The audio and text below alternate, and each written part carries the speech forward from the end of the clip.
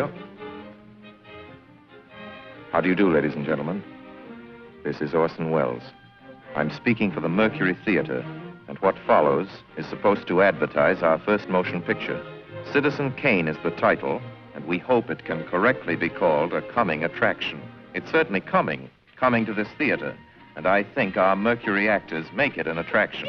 I'd like you to meet them. Speaking of attractions, well, the chorus girls are certainly an attraction, but frankly, ladies and gentlemen, we're just showing you the chorus girls for purposes of ballyhoo.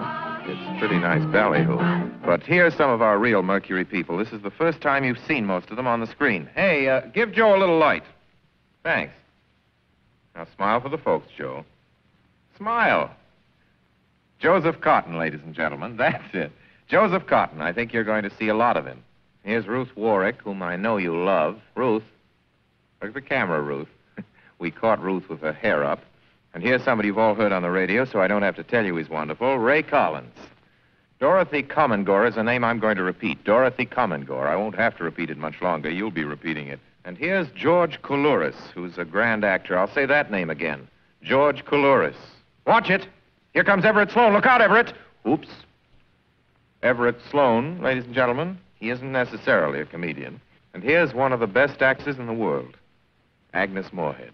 I've said a lot of nice things, but Erskine Sanford deserves some more. Erskine Sanford. So does Paul. Paul Stewart, everybody.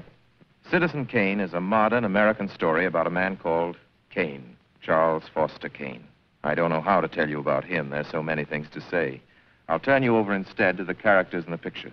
As you'll see, they feel very strongly on the subject. Charles Foster Kane is... Sure, he started the war. But do you think if it hadn't been for Mr. Kane, the United States would have the Panama Canal? Charles Foster Kane is nothing more or less than a communist. Kane, governor. Listen, when the voters of this state and Mrs. Kane learn what I found out about Mr. Kane and a certain little blondie named Susan Alexander, he couldn't be elected dog catcher. I'm going to skin Mr. Charles Foster Kane alive. I'm going to marry him next week at the White House. Emily, I hear you've been stepping out with Charlie Kane. Of course I love him. I gave him $60 million. Well, of course I love him. He's the richest man in America. But all the girls say about him at first. But you know, I can't help but admire him. He's crazy. He's wonderful.